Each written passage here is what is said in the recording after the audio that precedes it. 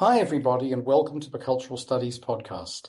My name is Toby Miller, and my guest today is Leah Perry. I am Associate Professor of Literature, Communication, and Cultural Studies at SUNY Empire State University, Brooklyn campus. and SUNY stands for State University of New York. Yes, I'm sorry. No, that's okay. That's fine. I just wanted to give a little bit of context to people because it makes the title even longer. If you spell all those letters I out, know. is it the longest title university in world history? Probably. State University of New York, Empire State University, Brooklyn. Location, because Brooklyn they're location. Are there any? There must be a comma in there, maybe before Brooklyn, perhaps. yes. So that plus the long title of the disciplines you're in means you're up there, boss. That's Yes. serious stuff. That's Yes. not fooling around. That's a title. So I'm really excited that you're with us today, Prof. Perry, and I thank you very much for doing so. Can I begin in my standard way by asking what's currently preoccupying, impeding, dynamizing, interesting you? And I'm conscious of a particular event happening in about 3 weeks' time, but maybe that's not the answer. The thing that I don't even want to talk about at all, but we can talk about it. Yeah, the election.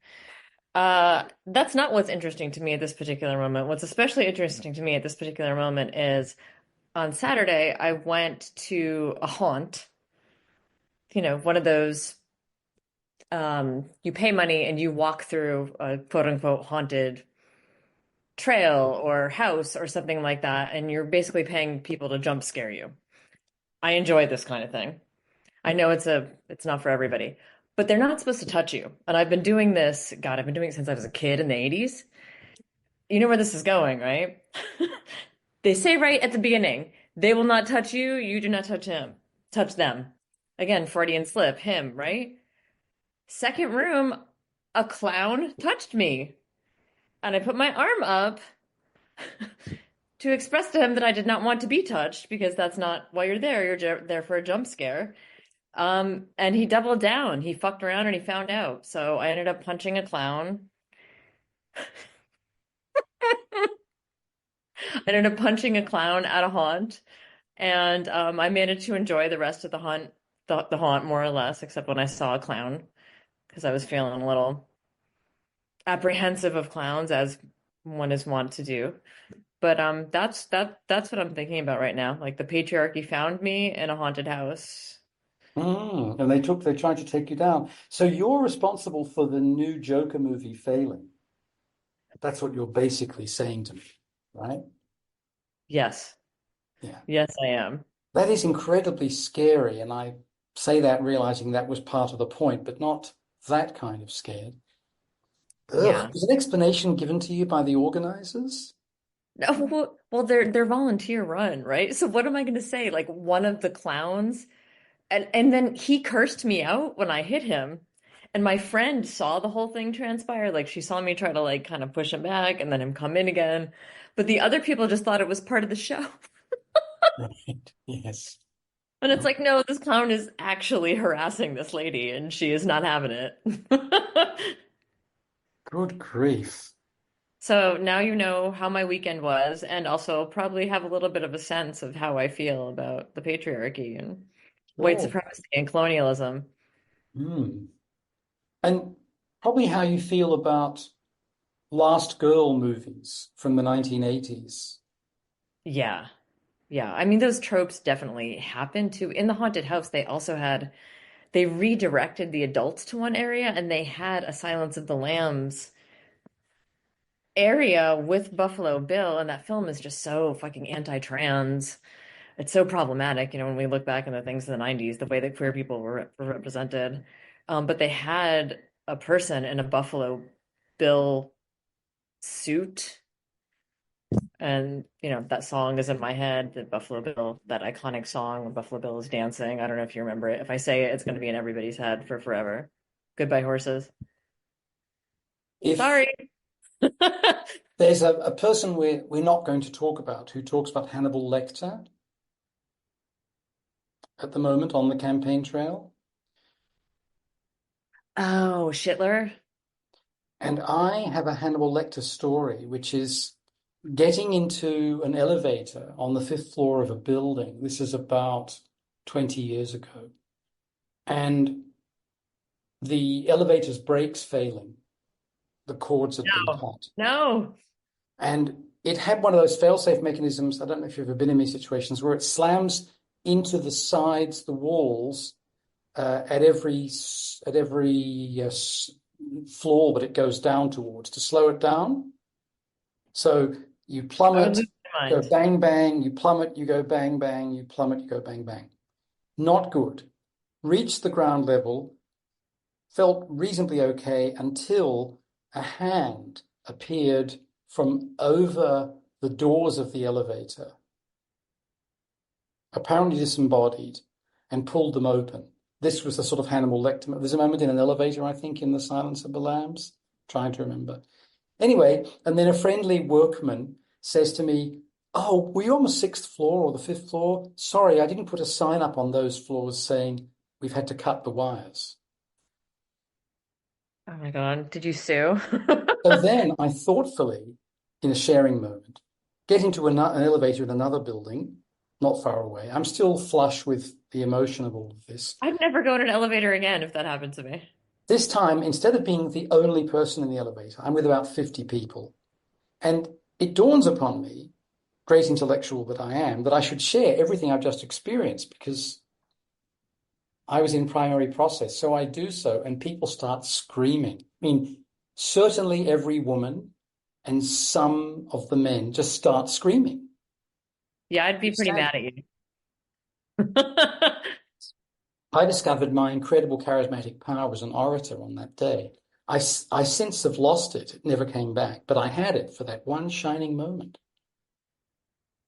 That is terrifying. That is It is absolutely terrifying. terrifying, but And there is an elevator moment. I did learn not to act quite so quickly on the impulses deriving from primary process, in the sense that I did terrify a lot of people for no good reason. And what I should have done was follow your advice and never get in an elevator again.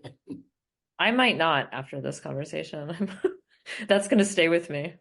It is quite a story, isn't it? Anyway, unfortunately, we're not here to talk about me and my exciting life. Instead, we're here to talk about your exciting work life. And in particular, I want to draw attention to your fantastic new book. Is it actually out? I mean, I was lucky enough to be given It came it out isn't.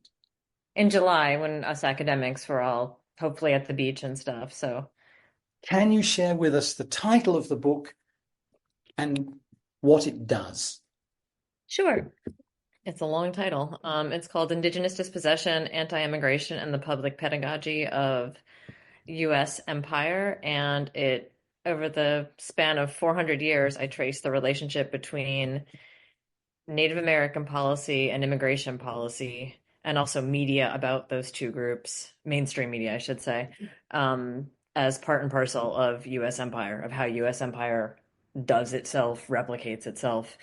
The gist is that U.S. empire is white possessive. It's meant to protect white possession at all costs. And the way that it does that is that it positions indigenous people and people of color differently, but all to the end of white possession. Obviously, heteropatriarchy is a part of that too. I didn't say that, but I'm like, obviously, het pat as part of the deal. And yeah, so I traced that over 400 years, and what that looks like. And sometimes it looks the way that we would expect it to look, and sometimes it doesn't. But to make white possession happen over and over and over again and into the neoliberal context, um, different things need to happen. Indigenous people and immigrants of color need to be positioned in particular ways. And in the neoliberal context, that oftentimes looks like incorporation. I mean, that is what settler colonialism does, right? It incorporates the highly respectable. So I'll stop talking because I'm just going to keep going. You go ahead. No, by all means. Well, maybe I could ask you, what were the things that surprised you? The things that didn't look like a completely hermetically sealed and successful project, as it were? Were there any? Yeah, a lot of things surprised me. I mean, to talk about what surprised me, it probably makes sense to go back to my first book a little bit and just how Hmm. I landed here. So my first book is about US immigration in the 1980s, and also about how it perpetuates US empire, but centering more on neoliberalism, but going back and tracing that history. And right after Schittler was elected in 2016, I was at the American Studies Association, which is a scholarly organization that I've been a part of for 20 years now. Not as young as I look. Um, and everybody, everyone was shocked but not surprised, right? Because it's like, US democracy was doing what it was supposed to do, right? Like it empowered a rich white dude who was a rapist and an overt white supremacist. Like, you know, so that happened. And I was supposed to be like promoting my book, and all these immigration scholars that I was fangirling over were telling me how excited they were about it. But I was like, you know, just a mess. I lived in New York City at the time, and I went to a panel. I can't remember who was on the panel. It was all Indigenous scholars and ASA. Have you ever been? Okay, so there are some panels where you walk in and there's like you can't even breathe in the room. Like if Angela Davis happens to show up, or so it was one of those where there were just like people on the floor. It was super crowded, all these Indigenous scholars. Um, and it was palpable that people were freaking out there. It had just happened. It was right after. And the Indigenous scholars said, you know, we know that you're all freaking out. This isn't the first white supremacist president that we've seen, and even the most anti-racist and feminist among you forget us. We haunt your work, but you don't talk about us. You don't address settler colonialism, and you don't address Indigenous people. So we're glad everyone is awake now and paying attention. Please calm down. We have work to do. And so they called us in. Um, and it felt like somebody had taken a pillowcase full of bricks and like hit me in the face with it in a good way. And I was like, oh, that's why in my first book, I'm like, citizenship isn't going to fix the problem. I'm like, again, my work was haunted, but I did not address settler colonialism. I did not address Indigenous people in any sort of meaningful way. And it's funny because throughout my undergrad, like I took classes on Native American religion. Um, I took classes on, it's one of those things that we're not supposed to recognize. Settler colonialism and indigenous dispossession, and that it's the precondition for literally everything. It's the precondition for racial capitalism. There is no racial capitalism in the US without indigenous dispossession, and indigenous dispossession started it. So that's how I came to the work. And I started it didn't start as a book necessarily. It started as like, wow, I need to educate myself. Like this burden, I am not indigenous. I am a white queer lady, visibly able-bodied. So this is, I'm not going to expect another marginalized group to educate me. So I'm going to educate myself. And I started looking at, reading everything I could, going to all the events that I could. At the time I lived in New York City, my family is in Connecticut. So I was able to go to like the Pequot or very close. There's a museum, like just interacting and educating myself as much as I could. And when you start to look at, I know immigration policy in and out. Like, ask me a year and I'll tell you what happened. And who it happened to, and like the different immigrant groups, because they're differentially racialized. Like white ethnics aren't racialized the same way as Latinx immigrants. Cubans aren't racialized the same way as Mexicans, and so on.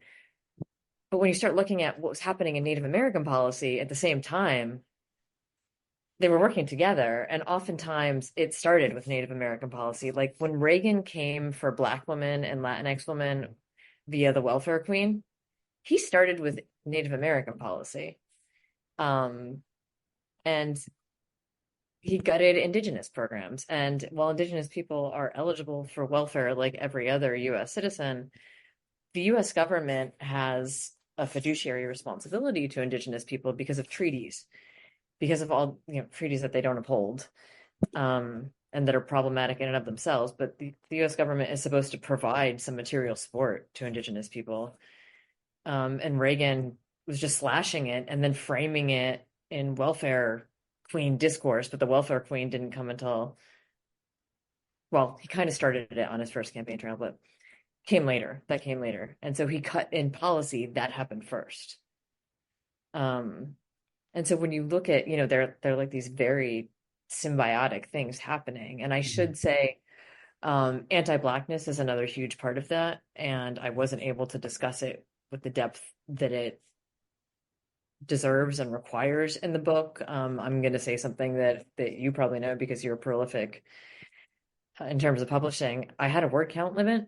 I could not do everything. If an academic publisher was like, sure, you could have like 20,000 words, then that's the next book, right? That's it right there.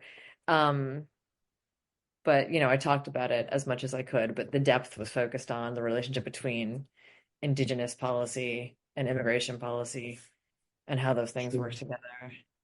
But for people outside the US, could you elaborate on the use of the term welfare queen? Sure. In the 1980s, Ronald Reagan conjured this trope of a black woman, and there's a particular black woman.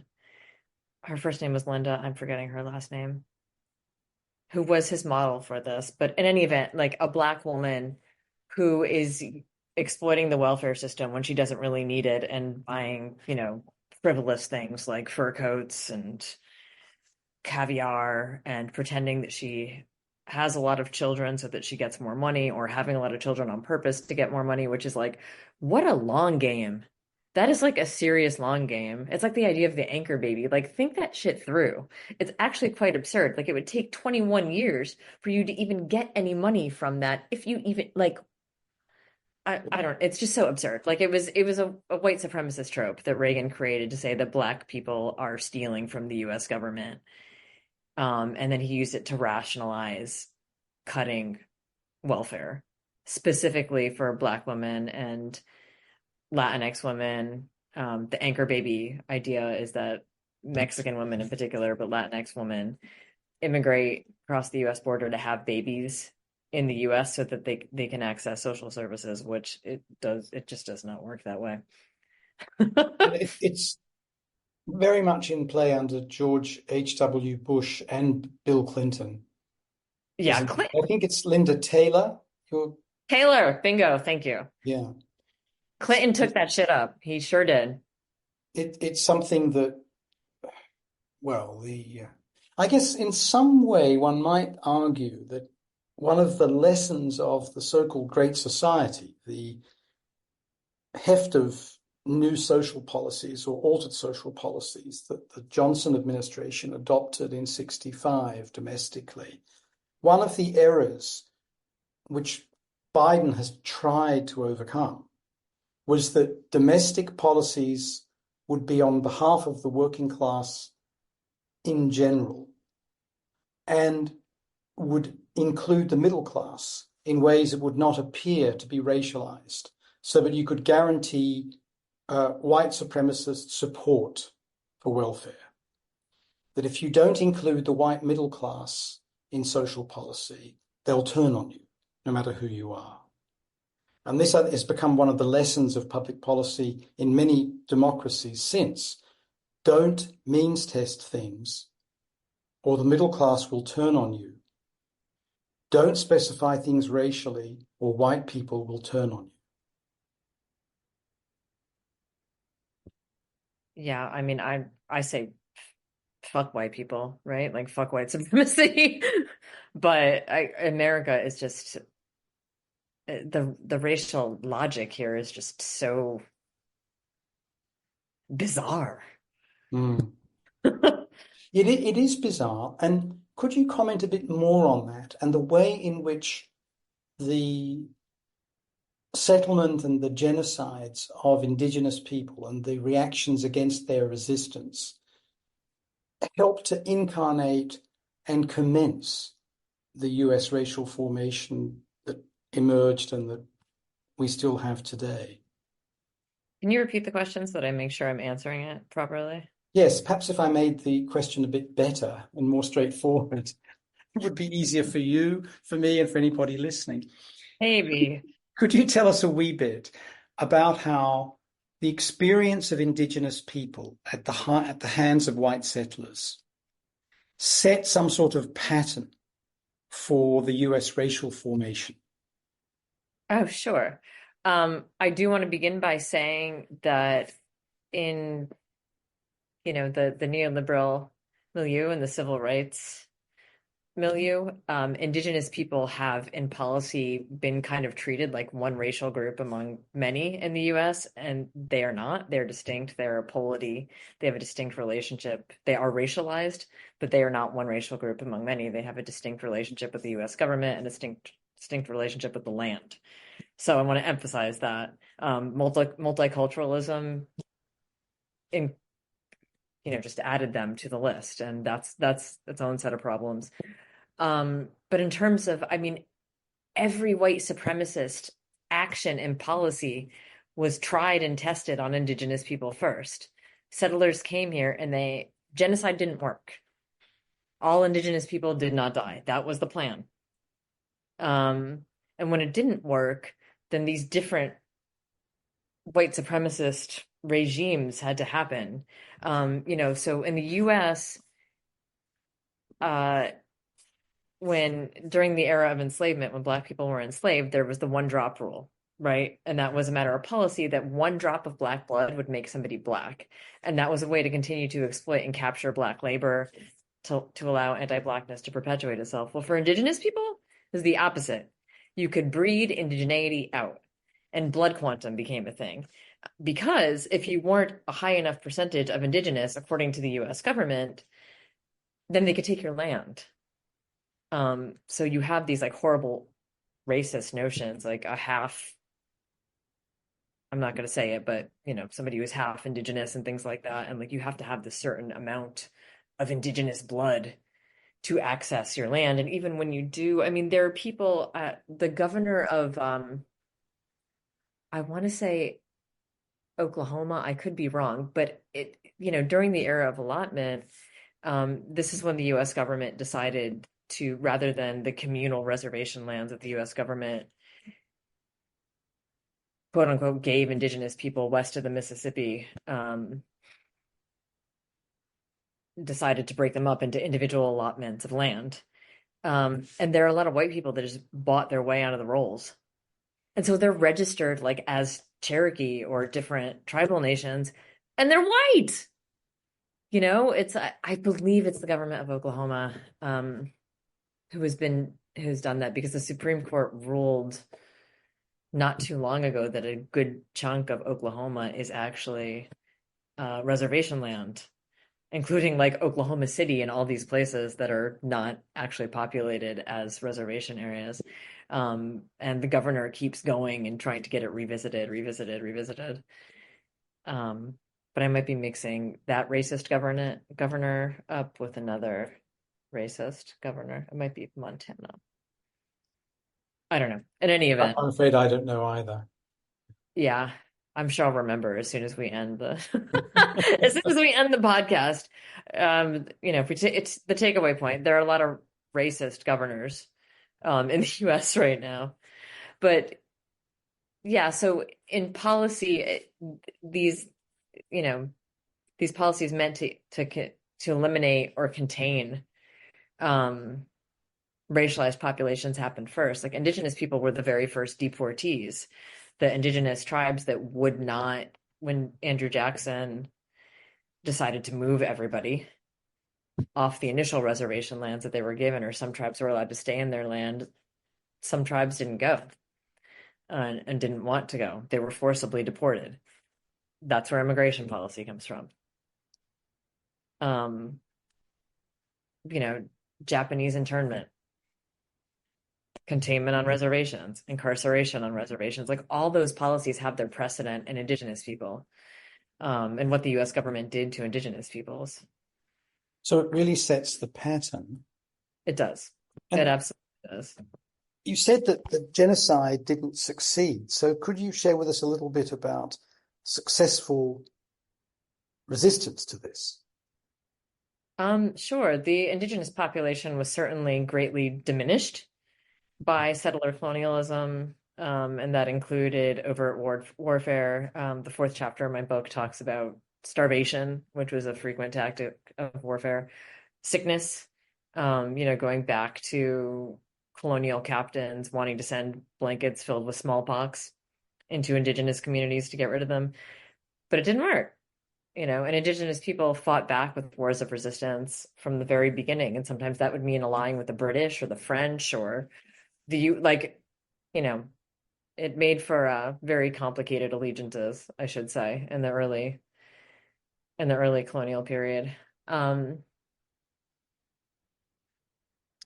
One of the things I really admired about the book and appreciated, because it's often left out, was that you did have this food chapter that you were just alluding to.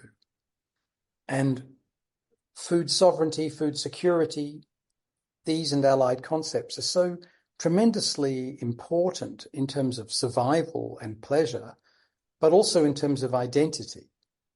And yes. one of the good things about anthropology is that it focuses a lot on food as a means of understanding people. Tell us, if you could, a little bit about that chapter in greater detail, about starvation, but also about survival and about food, and what it means and Sure. meant. That is probably my favorite chapter. That was a whole book in itself. I had to cut out so much, Toby. Like when I'm ready to write something again, because, right now I'm giving myself a little recovery time before I jump back in. Like that was a whole book. Mm. It was endlessly fascinating. Um, I teach this class called Food and Drink in American Cultural Context. Oh, Um, wow. Can I sign up? How much does it cost if you're out of state? I don't know. I don't know. And then when I was on my most recent Fulbright in Romania in 2022, I taught U.S. foodways, gender, and race with my Romanian students, which of course like expanded my perspective times 1,000, which I'm sure you know because you're teaching in Spain. Yeah, it definitely expands the perspective. But every culture thinks that their culture is a food culture. Like my students are always like Italian American culture, like food is so central. Chinese American, like every culture, Romanian, like every food is central. It's central to every single culture. And for indigenous people, we also have the added significance of the land, which in an indigenous worldview, you have a reciprocal relationship with the land. Land is not property, it's not commodity. It's your kin, it's your friends. So so there's that. Um, what was the question? You It's just said about tell you food it's about the chapter? food chapter Okay. and the way in which the history of being starved, but also the story of what food means is important for indigenous Sure. people as for all others. And you went on to say that there's a tendency for people to imagine that they're the only culture that has a distinctive Yeah. relationship to food, whereas I think your argument was that in fact this is universal, though that doesn't mean it's a universal relationship to food. It means there's a universal tendency to look at the specificities of one's own culture and its relationship to food. And then you went on to talk about how for indigenous people, the idea of the land is not as something that can be alienated, can't be exchanged. It is within you and you are within it. And I guess that probably relates to something to do with the extraction of food or land use for food and so on. I'm not sure. Yes, yes. Thank you. So for indigenous people, what this meant was they have these very intimate relationship with the land. And so when they were being moved onto reservations that wasn't in their traditional land and then into um and then moved again, oftentimes like there would be tribes that were buffalo hunting and more nomadic, and then they would be incarcerated on a reservation. And there are no, and I should say bison actually. The US, they've been called buffalo, but they're actually bison. There are no buffalo in the United States or in the Americas. They are bison. Um, so tribes were forced to completely reconfigure their foodways, which would be a major thing, I think, for any culture. But for indigenous people, all their tribal ceremonies, their entire culture, their spirituality, everything was entwined with the foodways. And there are also so many instances, I only some of them had to be cut out of the book again, but where indigenous people were in the middle of like a harvest celebration and US forces or British colonial forces before then would just come and murder them all. Women, children, everybody. They'd be like, "Oh, green corn dance, we're going to kill fucking everybody." Mm. Um and I would be remiss if I didn't talk about this given that US Thanksgiving is coming up. Um, so I start the foodways chapter by talking about Thanksgiving. First, the Charlie Brown Thanksgiving special from the 70s, um, and then into the Thanksgiving myth in the US, which I feel has been so thoroughly debunked right now, but it hasn't. Like, it's just in my circle, I think, where I'm like, of course that's a bunch of bullshit. There are only two primary sources. One of them mentions indigenous people. It was not a shared meal between like two friendly allies. Um, it was just not that. There were a lot of military tensions, and some indigenous folks like happened upon a harvest celebration, and they ate. There's no mention of prayer or anything like that. Actually, Thanksgivings were days of prayer for a good harvest or a military victory, something like that. And the first Thanksgiving, although it isn't 100% proven, many scholars think that it was for a massacre of the Pequot, including women and children. And the day after, William Bradford, who was praised in the Peanut special as a dignitary. The amazing William Bradford declared it a Thanksgiving, and then different signposts or goalposts, or whatever, have happened since then with the U.S. government, and eventually making it a national holiday. You mentioned there Peanuts, Charles Schulz's cartoons that became a musical and a TV show and so on.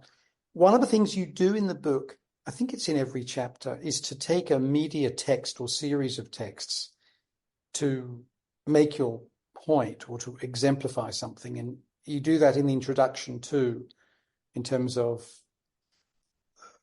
Fort Apache. I wondered if you could talk a bit about that decision to take a media text and enable it to exemplify some of the tensions that you explore. Sure. I did the same thing in my first book, incidentally, just as a way into this very complicated topic. And I think this book is more complicated than my last because I'm looking at multiple groups with very different policy and media and things like that. But just, like what is a flashpoint that will bring us into the topic of each chapter? And to make it accessible, like my father is my imagined reader and also my actual reader, and he's very, very intelligent, but did not go to university or anything like that. And so he's almost done with this book now. And he likes to call me up and tell me about what he read as if it's new to me. Um, he's 77, so it's absolutely adorable. But he keeps telling me that my writing is so much clearer in this book than my last book. Um, because when you're writing your dissertation and things like that, your professors and your advisors turn you into this incomprehensible monster. And it's very biblical because it's generally got X begat Y begat Z in terms of how ideas emerge. Constant citation of academics writing in English based in the United States as sources of authority. And this can be very alienating for readers to be told that, but then we knew because X begat P and whatnot. And until we then later discovered that Q begat R, and on and on and on. This is part of the trope of the doctorate often. And Absolutely. readers Yeah. just think, can you please get to the point? What are you telling us? So, What have you found out? yeah, trying very intentionally to make it more accessible. And I think I don't have as much baggage about sounding smart and I'm more secure, I think. Like when you're in grad school, like you're reading Judith Butler and Derrida and Stuart Hall and all these really complex, theorists that are making you look at the world differently, and you want to show that you understand it and sound as smart as they do. So there are like lots of words like deontology that don't necessarily need to be said all that often. So is your dad calling you up at 3 a.m. saying, honey, what does this word mean? No, no, no, no, no, no. He does say that he understands why I'm so angry all the time.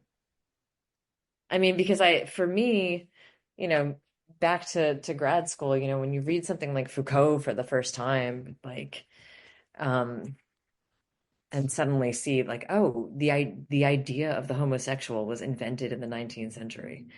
The idea, like, what does that mean? It means that there were no, there's no type of person, this homosexual, this type of person that existed. And when this person came into existence, it was a way for the state to police you. Oh, does that mean that people weren't having same sex relationships and things like that? No, but it became this kind of field of control. And, so you can't unsee it, right? It's like suddenly the world looks very different. And for me, starting to read Indigenous scholars and Indigenous literature, like I didn't think I was going to have those moments after grad school. And that's what this has done.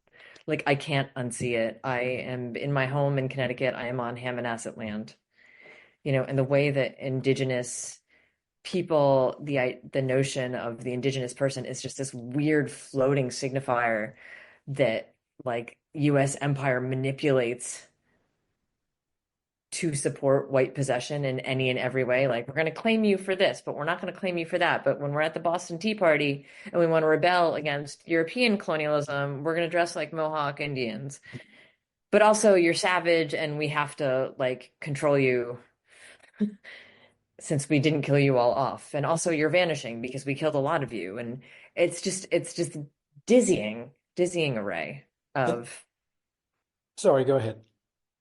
a dizzying array of white supremacist tropes and manipulation and things like that. And so to be able to enter into that, um, that's why I would take like a film or something that I could say like this is happening in this movie, and then I'm going to explain to you how it happened over 400 years because that's what each chapter does. Yes, and I think it's very effective. I think the Fort Apache one, in terms of both setting the scene of the text of the film, but also explaining to us the genealogy of the name and the genealogy of the Bronx as a name, is immensely useful, taking us back through so much of history and possession. You mentioned reading a bunch of famous people. For folks who are perhaps not familiar with Indigenous cosmologies and theories, what were the main intellectual influences on you from Indigenous intellectuals? Were they US Indigenous people, if I can use that expression, or were they people from other parts of the world? What's the big deal there, as it were? Mostly indigenous, but also like the concept of white possession, the white possessive is Eileen Morton Robinson, who is Goanpul, and she is located in Australia. So read her. Jodi A. Bird in the US, amazing, amazing, brilliant indigenous scholar. I also highly recommend reading their work. Um, who else was Ned Blackhawk, who's at Yale. Um, gosh, there's just so many.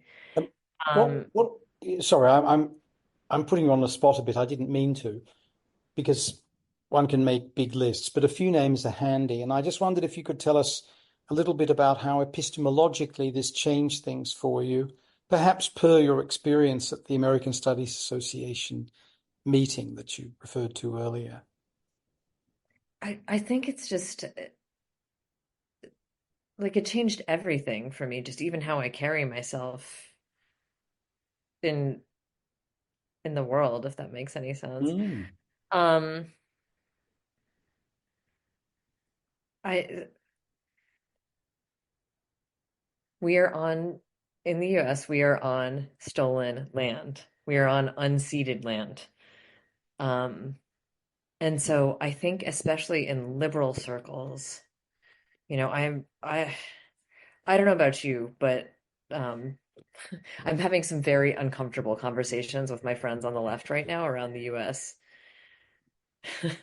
the US election. And, I have a lot of uncomfortable conversations with liberals, shall we say. And my family they're very liberal. They're very, very liberal. And one of those things that I think people don't want to, like, what does decolonization mean? What does land back mean? It means you fucking give it back. Like, does that mean? And so when you talk to people about this, like people who own property, it's uncomfortable. It's a sticking point. Um, so I think that is something like as a non-native person on indigenous land who is truly committed to dismantling white supremacy and heteropatriarchy and settler colonialism, like what does that mean? What does that look like? Um, and so I think that like when I've given book talks in more community spaces and things like that so far, like kind of pushing people to that uncomfortable. Mm. Everybody wants to talk about the election. Okay, but let's also talk about like what are you even conservative people also will often be like, oh, what this country has done to indigenous people is sad. Like I've had that conversation at the dinner table, and it's like, well, what does that mean? What does that mean about your action? Um, so rethinking like how I operate in the world and what kind of conversations I'm having about social justice. Obviously, I do it for a living. So I'm having these conversations with my students, and it's literally my job to push them to think about these things. Um, and most students arrive to the classes that I teach wanting to be revolutionized in a social justice kind of way. So maybe I'm lucky in that regard. But yeah, like Does thinking seriously. it does show the power of John Locke and his supporters in the contemporary moment, but centuries ago too, this obsession with property Yeah. and just how deeply held it is in US culture in that Lockean way. Now, Prof, you've mentioned gender issues a bit en passant, but could we focus on those for a moment in terms of Right. their importance? Because we've talked more, I think, about race. Where does gender fit into both your books, really? It's central. The way the US empire replicates itself is one part through heteropatriarchy and these different, I mean, Kimberly Crenshaw talking about intersectionality, observing how power works. It works at these different intersections of social structures, um, race, gender, class, and on and on and on. Um, so the gendered thread is consistent throughout. I think because it's so central to me and what I teach and what I research, sometimes I might forget to say it out loud, if that makes any sense. Like like I'm also a cis queer woman, so I'm living it. Um, Hence the clown story that I began with. Yes. Yeah, like I don't know if that clown would have messed with a big dude. Probably not. Um, so I think the way that US empire has replicated itself in its white possessive project has fallen on the backs of indigenous women, especially, and for lack of a better description, like queer indigenous people. I know it's sort of a anachronistic term. I get into that in one of the chapters too, like there are some tribal nations that had third genders and fourth genders, and we want to take our current terms and apply them, and they just don't fit. They don't translate neatly. Mm. Um, I mean, Judith Butler, messy gender boxes. When Judith Butler was talking about performativity a long time ago. Um, So yeah, gender is key to it. The fourth chapter is all about rape as a tool of colonialism, and how that indigenous people, I mean, this is one of the things my dad called me up to talk about when he had read that chapter. And he was like, Hun, did you know that indigenous women are not only the most raped statistically in the US, but that is also intraracial? Yeah, Dad, I do know it because, I wrote about it and it's horrible. Indigenous, I write about it in the chapter, like indigenous women have talk about having conversations with their daughters, not about what to do if they are raped, but when. Like the statistics are that terrible. And oftentimes it's non-native perpetrators. And because of this weird constellation of US policy, there's state policy and there's different treaty agreements, and they're like indigenous people can't adjudicate crime on their own lands because of policies that were passed in the 19th century. Um, it's terrible. It's absolutely Oh, terrible. But this thing wouldn't work without gender policing and the policing of sexuality. you've been critical of, in inverted commas, liberalism, which means something different in the United States from the rest of the world, but people are probably familiar with it in that context. There's also a set of critiques that comes with an association with middle-class white feminism in the United States that's often Yes. seen as focusing on only one issue to the exclusion of questions of race in particular, but also Yes. class. Are there things, though, from that kind of feminism that can be recuperated? Or does one need a Kimberlé Crenshaw approach for any of this to be of value? Yes, you need Kimberly. You need a Kimberly Crenshaw kind of approach. You need an intersectional approach. White feminism, I've written about its problems in other contexts too, like specifically with Riot Girl, which is how I came to feminism, in the 90s. Like I came to feminism through Riot Girl and Bikini Kill and Kathleen Hanna, and who is continues to be like iconic to me. And she recognizes that too. Like there's this specific kind of feminism, and it's only about like white, able-bodied, maybe sort of bisexual um, girls in the 90s, and it spoke to a lot of us. But I don't feel like I was a true feminist until I got to undergrad in New York City in 1995 and read Bell Hooks. Like it wasn't that I was trying to be racist, but in not considering race, you're replicating white supremacy. So what is that but fucking racist? Um, if we don't center these things, then we're complicit Mm. at best. And bringing in indigenous feminists like Mishwana Goman, and so many others, I want to say her name, but I feel like I'm gonna mispronounce it. It's right here. Okay. Leanne Betta Simpson. I'm so sorry if I mispronounced that perfectly. As we You have know, always done. yeah, yeah. But reading Indigenous feminism, like that was the lens that I centered in the book. Like, what are Indigenous feminists saying about this, and how do we push it forward?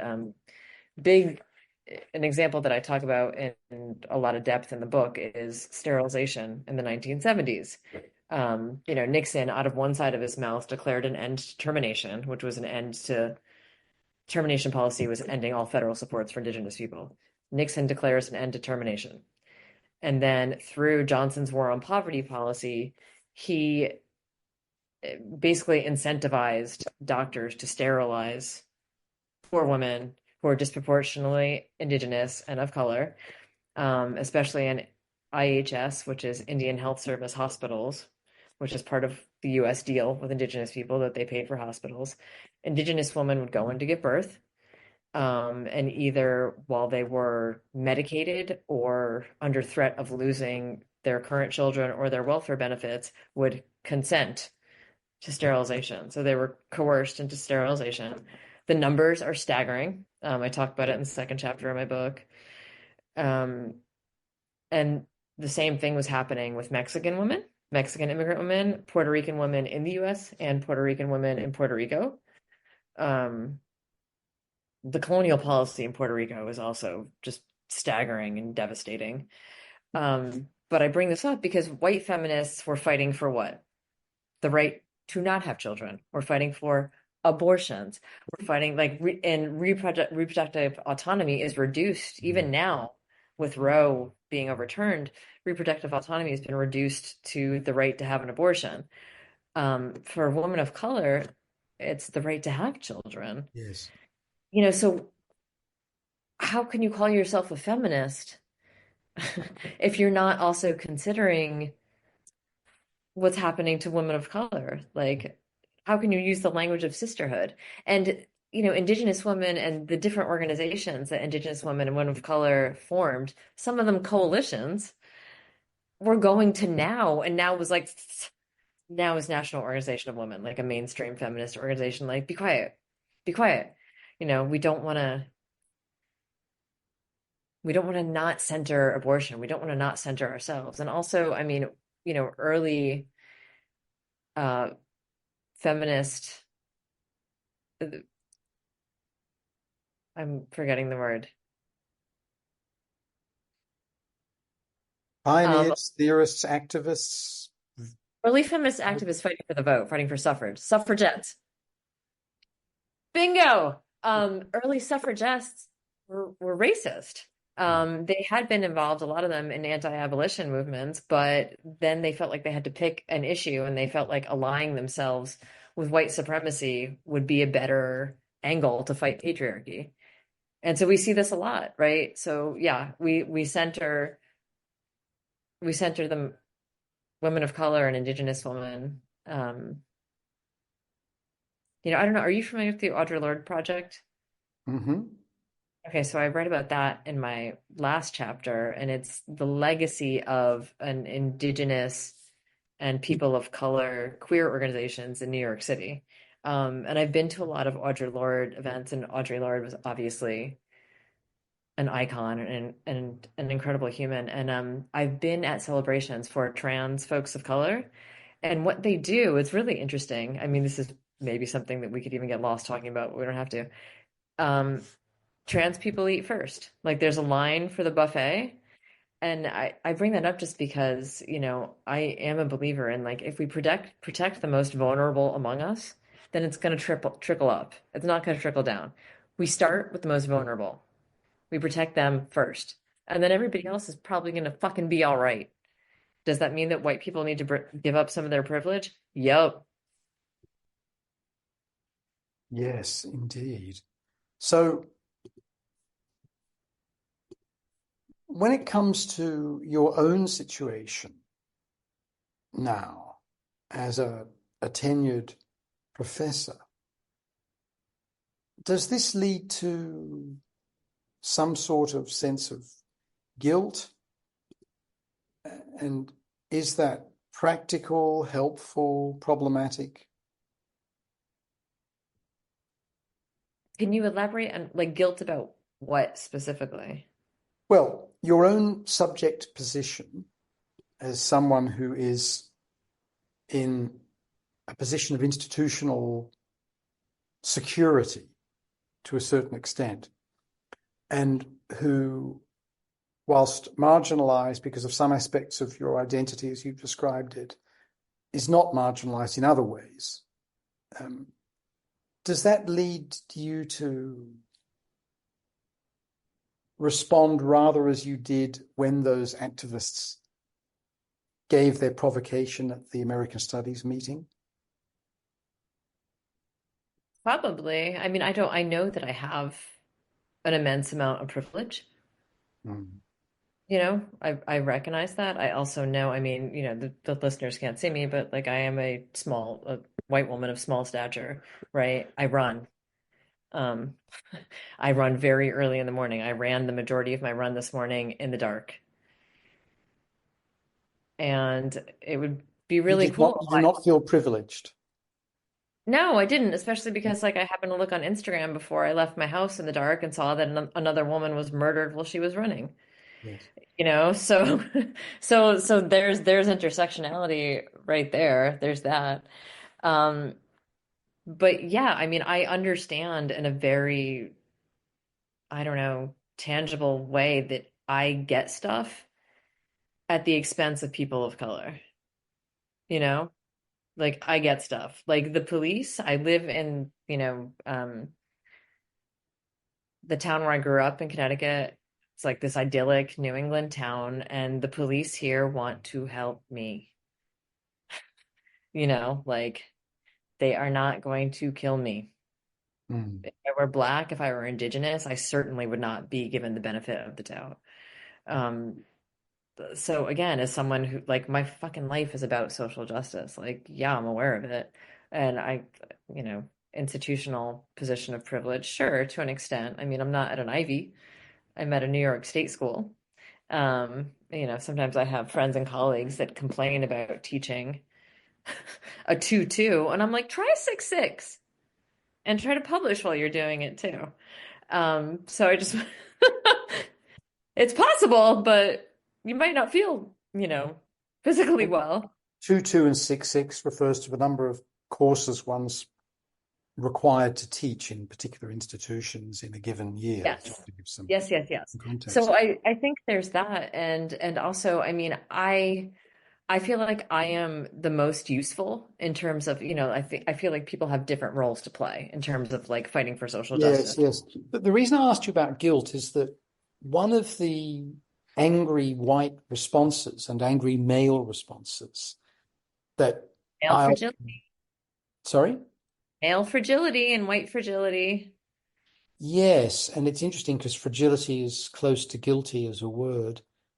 Why should I feel this about something that I didn't do, my ancestors didn't do, I'm not doing, right? That kind of critique where it's a sense of you are being held to justice, being brought to justice for something that you think you didn't do, right? Still That is a benefit, common reaction still that I've benefit from. Yeah. experienced. And I think it's bullshit. I mean, I still benefit from it.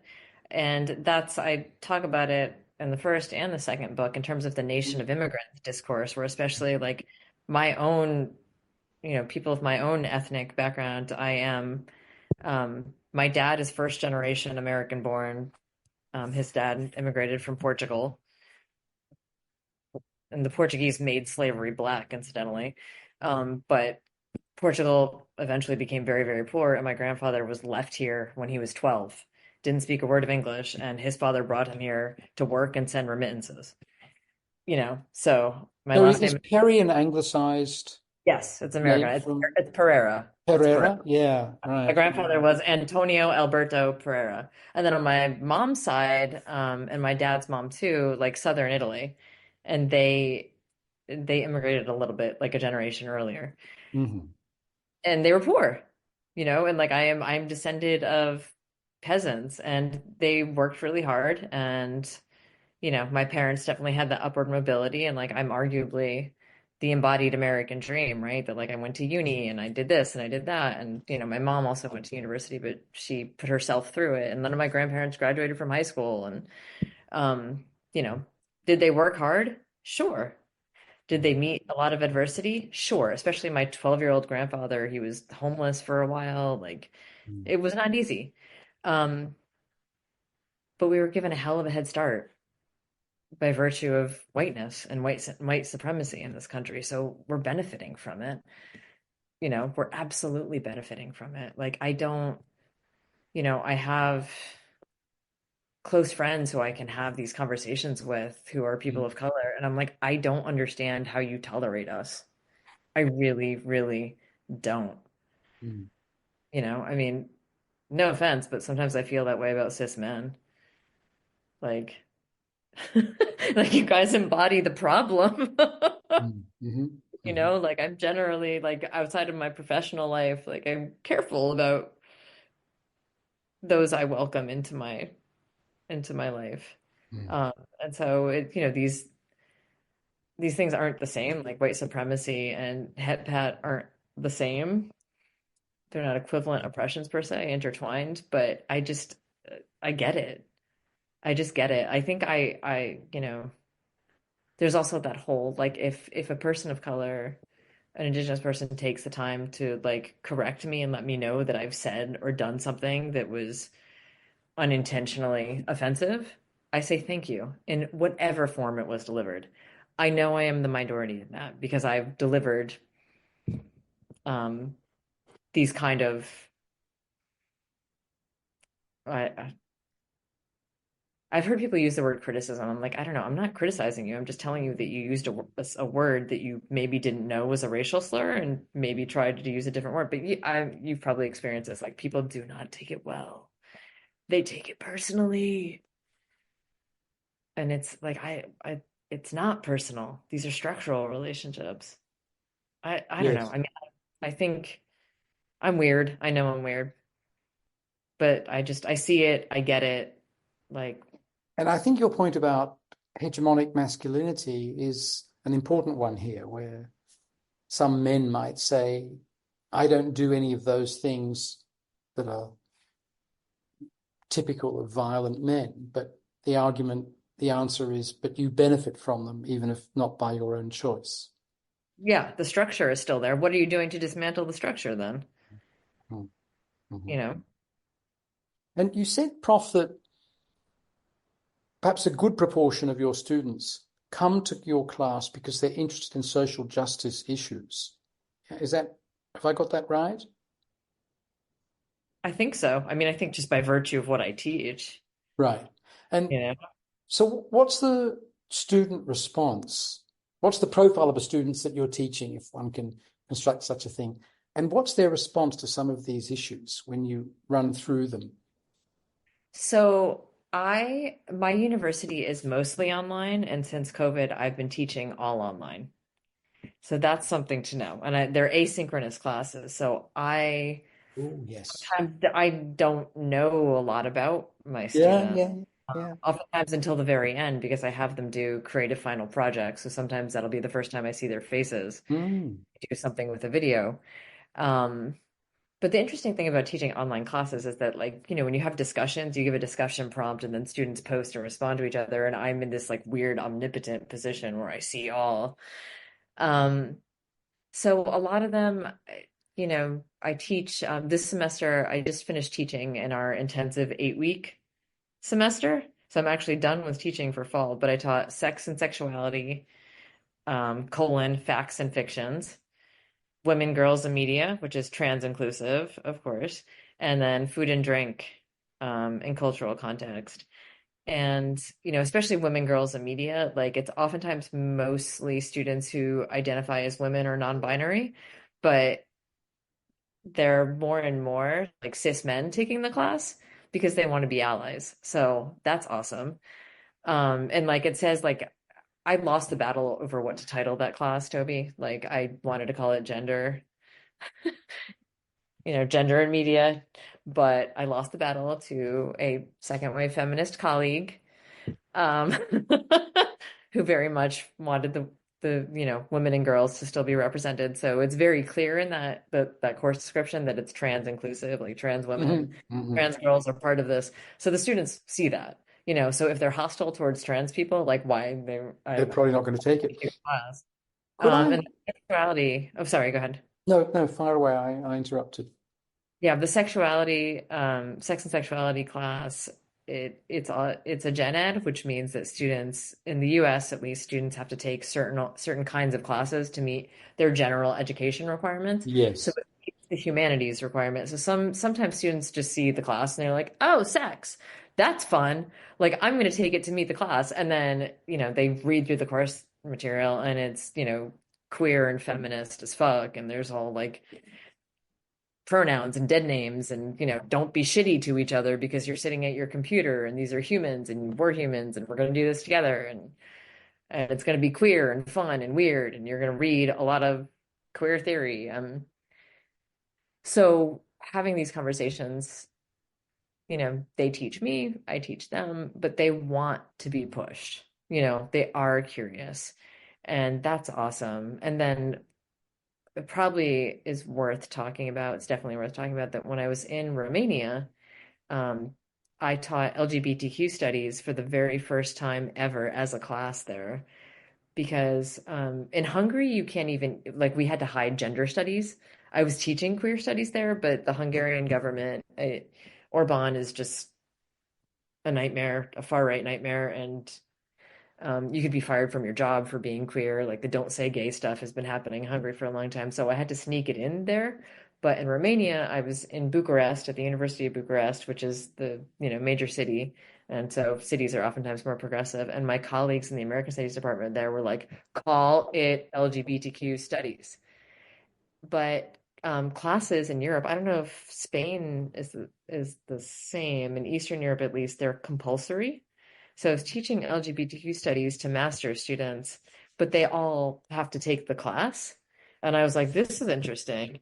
Um, it was amazing. Like they were, to this day, I still have students emailing me and coming out, you know, um, to be to be able to give them that space. And that's another thing too, to come back to the question of privilege. Like I'm in this position of institutional privilege. When you do a Fulbright, you're literally an agent of US empire. Literally. Like that is why Fulbright was started after World War II, to like spread US, soft spread of US power, basically. But as this agent of empire, I get to go to these other places and dismantle it. So I guess I see it as a kind of fighting on the inside, but my experience with students is that like even if they hate me, they usually at least find me entertaining. Like I swear, I have tattoos, I'll make it fun. Um, I'll make it interesting. I'll make it real uncomfortable. Like I usually tell them, I'm like, I'm trying to make you uncomfortable. Um, that's what we do, right? Like, So, Prof, I had a couple of final questions for you, if I may. And once we've done those, I'd like to throw it back to you so that you can add anything you want. And that might be going over terrain that's already been partially covered, or it might be something entirely new. Your choice. Does that sound okay as a means of concluding matters? Okay. So my first question is actually about this asynchronous teaching deal. What do you think of it? Because I don't think that's how the ruling class in the United States reproduces itself at college. interesting. Well, our student body is oftentimes not the ruling class. When I was teaching in the classroom in Brooklyn, most of my students were people of color, a lot of immigrants from all over the world. Um, a lot of them are first generation college students. So there's that, like who is my student body? Asynchronous, I prefer the classroom. Like there's just something, especially when we were talking about social justice issues, like when you're sitting in a room with people, I think that it's very powerful. And a lot of times what happens in the the the asynchronous classes is that students kind of identify me as a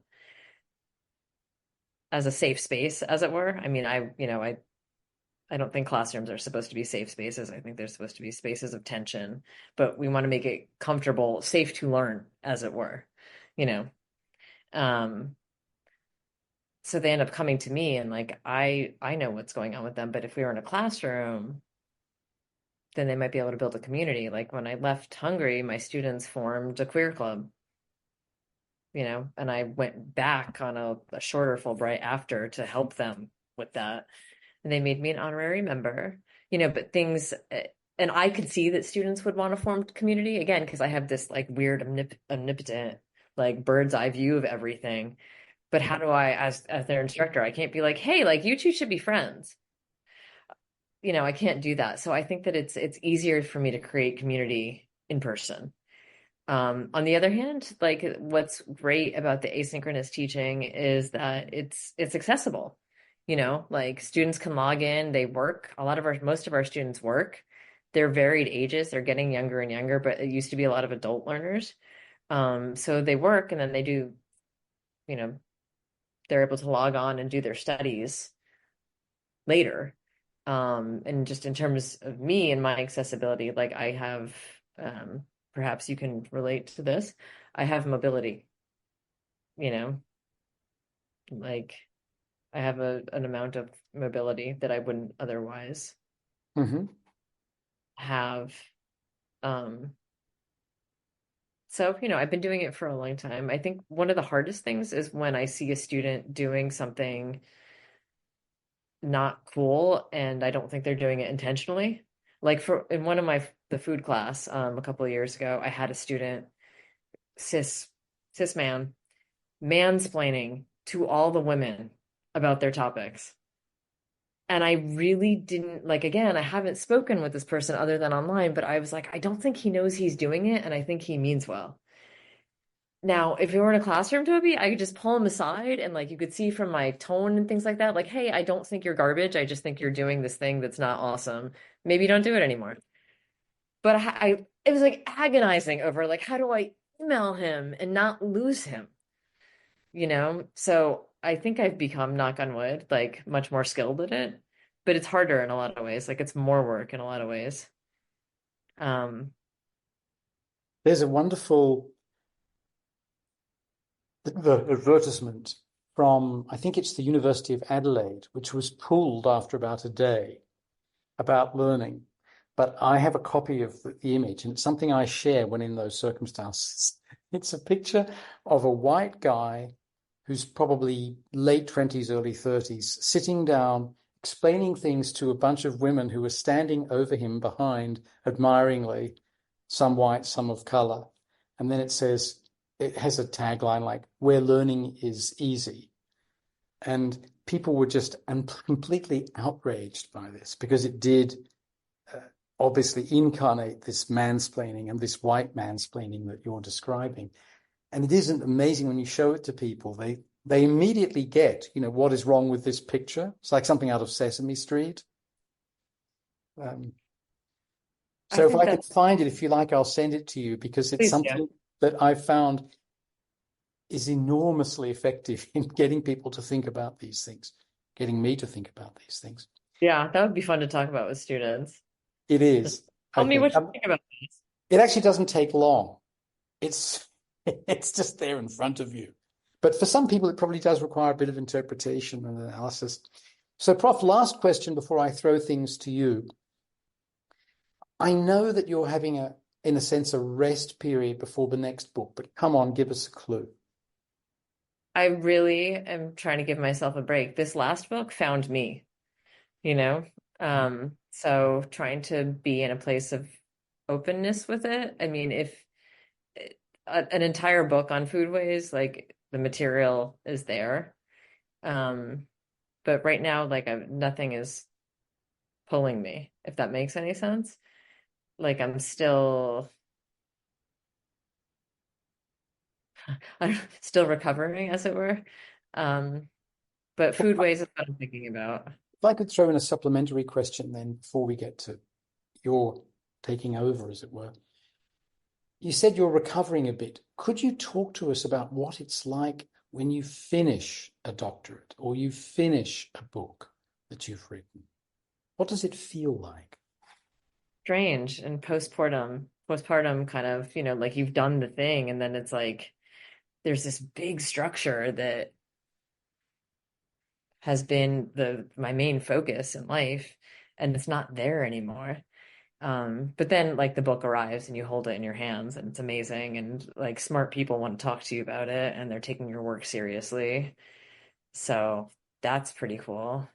Um, and organizing conference panels and things like that on different aspects of it. Although I'm joking that I'm recovering from it.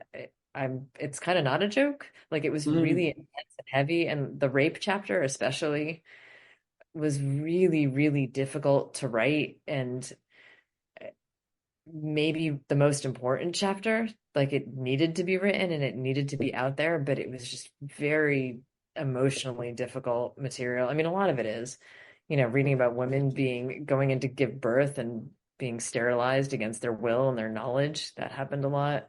Like it was genocide, like it's heavy shit. It's really heavy shit. Uh, my soulmate has returned. Hello, My dog, beautiful one. yeah, my dog is Oh, so adorable. Hello. um How was the sun? How was the sunshine? probably pretty good. You Yeah, love so your mom. You love your mom. I finishing the dissertation felt like panic because I didn't have a job when I finished. So I was in adjunct purgatory for a year, and then I got the job that I had, Hmm. that I have now, and I was moving back to New York City as an adult. Um, and then when the first book came out, like I told you, like it was right. I should have been doing victory laps or celebrating in some way, and I was back in the streets protesting because Schittler had been elected, and I immediately realized what I had left out of that book, which is indigenous peoples and indigenous dispossession and settler colonialism. So this one, I feel like it's really important. Like if you're, you know, a younger scholar or junior scholar or whatever, like take a break. No, thanks, Prof. P, because I do think there's quite a lot of discussion about the difficulty of writing or the complexity of it, but not enough discussion about what it's like when you've done it. Weird. And I think that's When you send off those last proofs, I mean, you've written so many books. Like, how do you feel when you send it off at this point? Or are you just like, I don't know, I just keep going? right. Yeah, good questions. So to finish up, are there things that we've You're like, I'm discussed? not answering. No, I'm sorry. The answer would be exactly as you said. I couldn't add to that. What you described as your experience beautifully describes mine. Yeah. So, So, are there things you'd like to add to topics we've touched on, or material we haven't discussed that you'd like to raise as a means of bringing things to a conclusion? I think if there are folks listening who do American studies, and you're not already including indigenous dispossession and settler colonialism, um, not that I like to tell other people what to do, but I think it's pretty crucial that we do. Like, how do we historicize the US and not address it? And it was a lack in my own work for a long time. Um, but I think it's just, I can't unsee it. I can't unsee it. So I think it's really, really crucial, that we listen to Indigenous people and make sure that they are included and addressed in our work. Um, yeah, so but in our teaching as well, teaching and scholarship. And sorry, I'm slightly distracted. My dog's breath is really terrible. Oh, what do you think she's been eating? I mean, I know what she's been eating. I feed her, but she's a dog. Yes, quite. Dental hygiene not number one on their priority list. Well, thank No, you so much, Prof. It's been a great privilege and honor to speak to you and to learn from you. Greatly appreciated. thank you.